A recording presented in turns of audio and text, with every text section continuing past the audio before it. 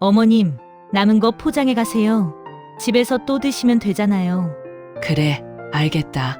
안녕하세요, 여러분. 오늘 제 이야기를 들려드릴게요. 저는 73살 김복임입니다. 시어머니는 늘 같은 외투를 입고 집에 왔습니다. 색이 바랜 회색 코트였고 소매 끝은 오래 달아 있었습니다.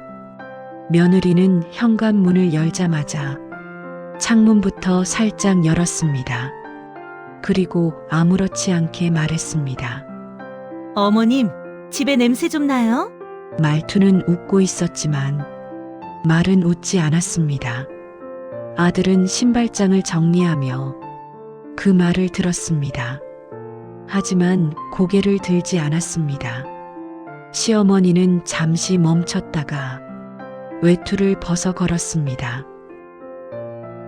그래, 그 말뿐이었습니다. 식탁에 앉자 며느리는 다시 말했습니다. 요즘 환기 안 하면 냄새 금방 배요. 아들은 국을 한 숟갈 떴습니다. 그 자리에 앉아 있었지만 그 말에 끼어들지 않았습니다. 시어머니는 아무 말도 하지 않았습니다. 그날 이후로 아들네 집에 올 때마다 외투를 더 단단히 여미게 되었습니다. 그 변화는 아무도 묻지 않았고 아무도 막지 않았습니다. 식사 자리가 끝날 즈음 며느리는 자연스럽게 말을 꺼냈습니다. 어머님은 연금으로만 사시죠? 질문처럼 들렸지만 대답은 이미 정해진 말이었습니다. 시어머니는 고개를 끄덕였습니다.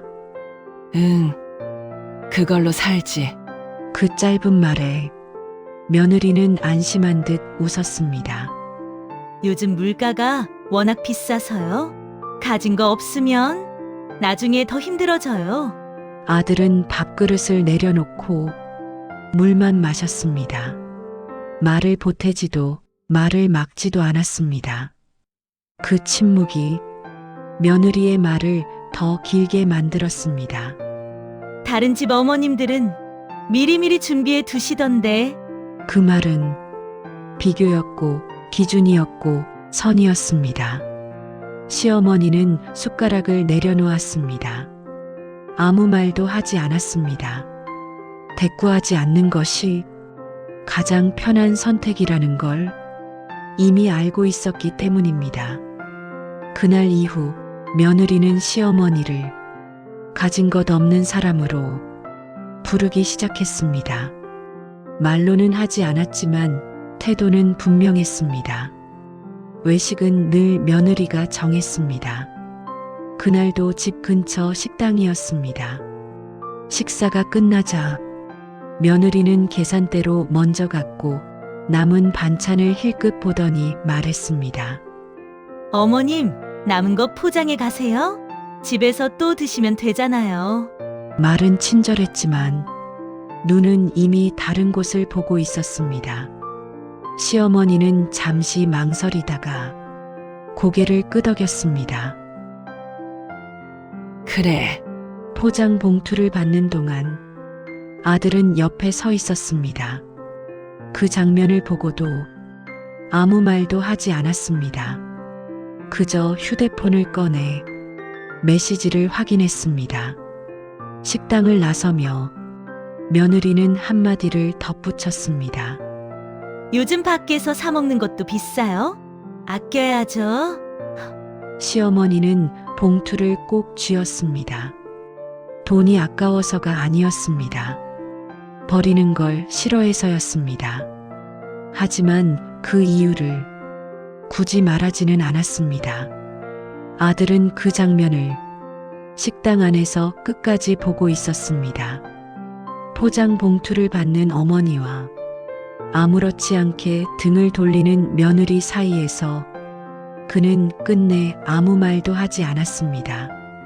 식당 문을 나서면서도 차에 타는 동안에도 그 침묵은 이어졌습니다. 그날 이후 며느리는 확신하게 되었습니다.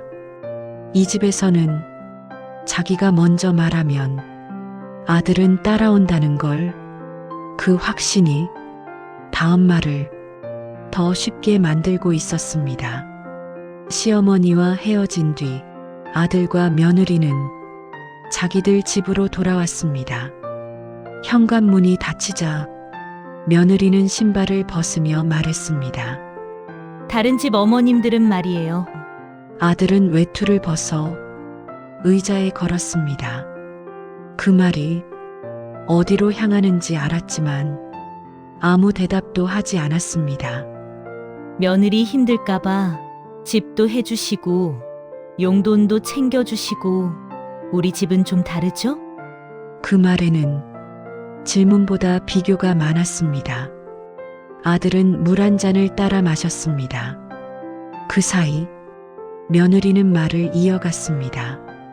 어머님은 항상 도움받는 쪽이잖아요. 아들은 컵을 내려놓고도 아무 말하지 않았습니다. 그 침묵이 며느리에게는 확신처럼 들렸습니다. 그날 이후 며느리는 시어머니가 없는 자리에서 더 자주 그 이름을 입에 올리기 시작했습니다. 아들이 말리지 않는다는 걸 이미 알고 있었기 때문입니다. 며느리는 전화를 끊고 나서도 한참 동안 휴대폰을 내려놓지 않았습니다. 우리 언니네 시어머니는요. 그 말로 시작해 끝은 늘 같았습니다. 며느리한테는 뭐라도 해줘야 한대요. 그래야 집안이 편하다고. 아들은 식탁에 앉아 신문을 넘겼습니다. 종이를 넘기는 소리만 거실에 남았습니다. 어머님은 항상 받기만 하시잖아요.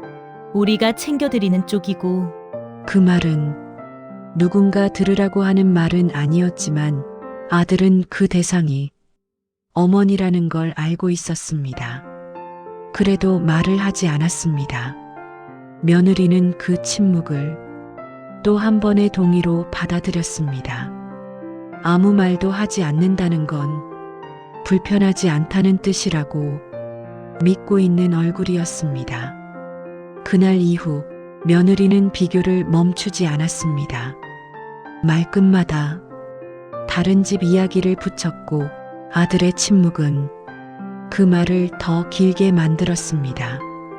며느리는 어느 날 시어머니와 셋이 앉은 자리에서 갑자기 말을 꺼냈습니다. 분위기는 나쁘지 않았고 그래서 더 자연스럽게 들렸습니다. 어머님, 나중일 생각하면 미리 준비해 두시는 게 좋지 않아요? 시어머니는 고개를 들었습니다. 뭘 말하는 거니? 며느리는 웃으며 말을 이었습니다. 어머님, 가진 것도 없으신데 생명보험이라도 하나 들어드릴까요? 그 말이 떨어지자 테이블 위가 잠시 조용해졌습니다. 아들은 젓가락을 멈췄습니다. 그제야 자기 이름이 아닌 말에 자기 귀가 반응하는 순간이었습니다. 시어머니는 바로 대답하지 않았습니다. 잠시 생각하는 것처럼 컵을 들었다가 내려놓았습니다. 그리고 짧게 말했습니다. 그래. 그 대답에 며느리는 안도한 표정을 지었습니다. 자기가 선을 넘었다는 걸 아직 모르고 있는 얼굴이었습니다. 그날 이후 며느리는 확신했습니다. 이제는 재산 이야기까지 꺼내도 되는 단계라고. 며느리는 약속이라도 한 듯 서류를 챙겨왔습니다. 보험 설명서였고 표지는 지나치게 깔끔했습니다. 요즘은 이런 상품이 좋아요. 어머님 같은 분들한테 딱이에요. 시어머니는 말없이 설명서를 넘겼습니다. 며느리는 그 반응을 이해로 받아들였습니다. 이건 혹시 모를 일에 대비하는 거고요. 이 정도면 충분하죠? 시어머니는 그제야 가방에서 태블릿을 꺼냈습니다. 며느리는 잠시 멈칫했지만 곧 표정을 관리했습니다.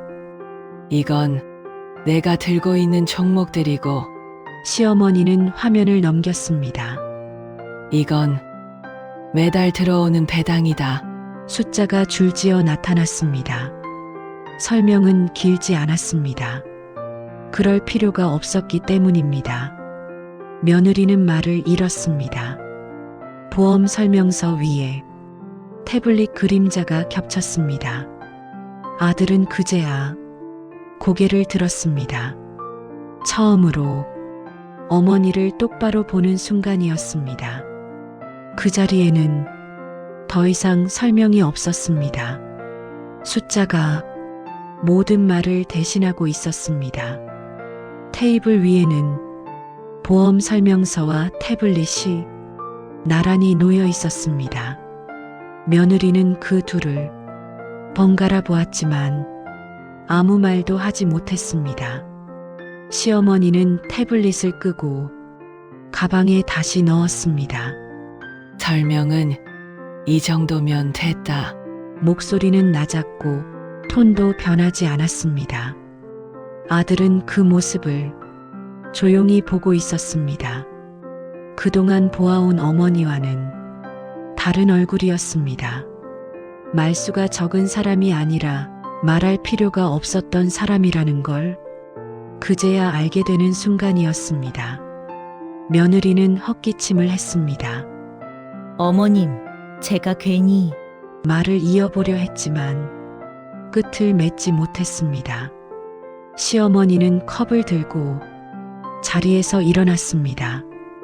보험은 필요 없다.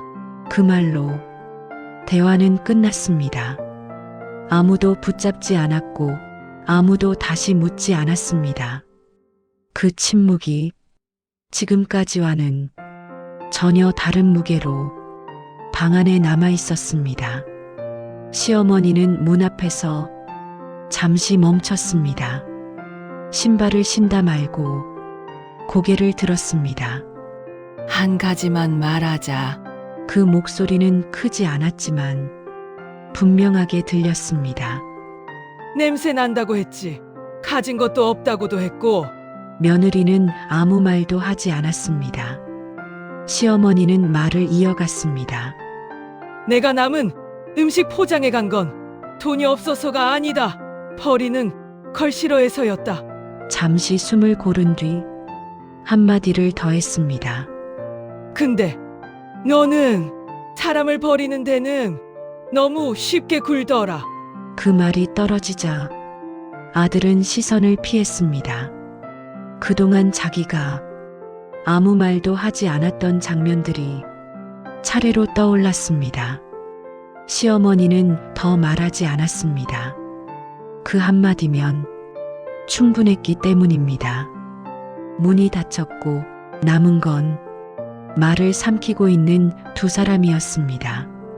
며느리는 그날 이후 말투를 바꾸기 시작했습니다. 어머님이라는 호칭이 조금 늦게 조금 더 또렷하게 붙었습니다. 전화도 먼저 걸었습니다. 어머님, 잘 들어가셨어요? 지난번엔 제가 경솔했어요. 아들은 그 통화를 옆에서 들었습니다. 며느리의 목소리는 부드러웠지만 어딘가 서툴렀습니다. 익숙하지 않은 말투였기 때문입니다. 며느리는 웃으며 말했습니다. 어머님 주식 얘기 제가 잘 몰라서요. 다음에 좀 알려주세요. 아들은 그 말을 들으며 처음으로 느꼈습니다. 사과가 아니라 방향을 틀려는 말이라는 걸. 며느리는 다시 메시지를 보냈고 이번엔 답이 늦게 왔습니다. 한참 뒤 짧은 문장이 도착했습니다. 바쁘다. 그 한 단어에 며느리는 화면을 오래 바라봤습니다.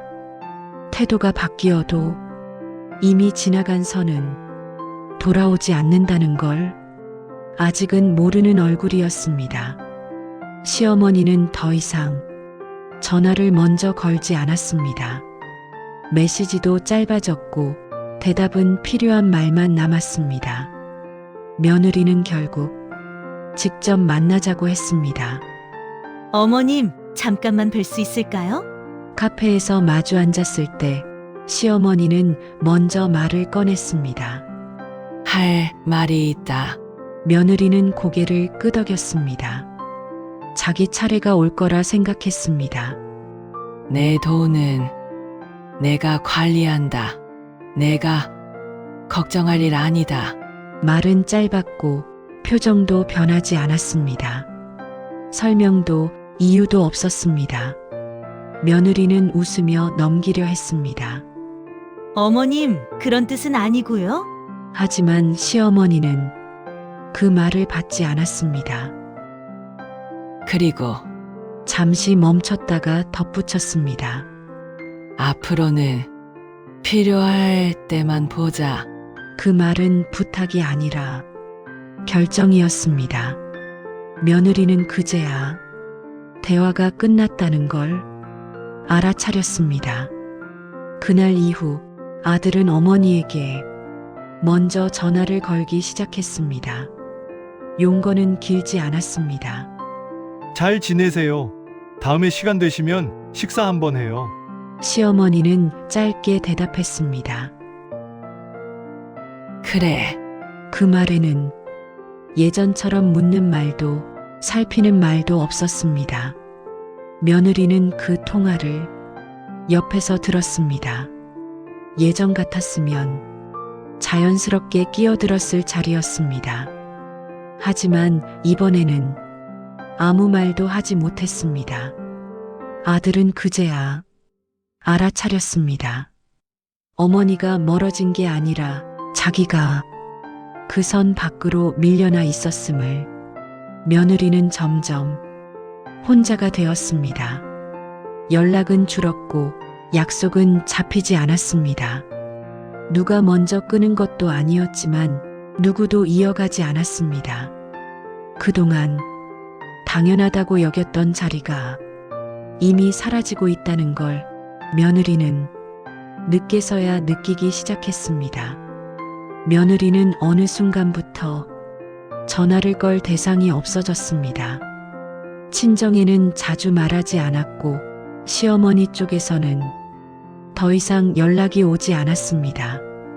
모임이 줄었고 집에 오는 사람도 줄었습니다. 주말이 와도 식탁은 조용했습니다. 아들은 예전보다 어머니와 더 자주 만났습니다. 둘이서 밥을 먹고 둘이서 이야기를 나눴습니다. 그 자리에 며느리는 없었습니다. 누가 부르지 않았기 때문입니다. 며느리는 그제야 알았습니다. 쫓겨난 적은 없다는 걸, 아무도 막은 적도 없다는 걸, 그저 사람들이 자기 곁을 떠난 것이었습니다. 집은 그대로였고 생활도 변한 건 없었습니다. 하지만 말을 걸어주는 사람, 함께 앉는 자리는 눈에 띄게 사라졌습니다. 그 고요 속에서 며느리는 처음으로 자신이 만든 거리의 크기를 느끼기 시작했습니다. 시어머니는 작은 캐리어 하나를 끌고 공항으로 향했습니다. 행선지는 제주도였습니다. 아들에게는 출발 전날 짧은 메시지만 남겼습니다. 바람 좀 쐬고 오려 한다.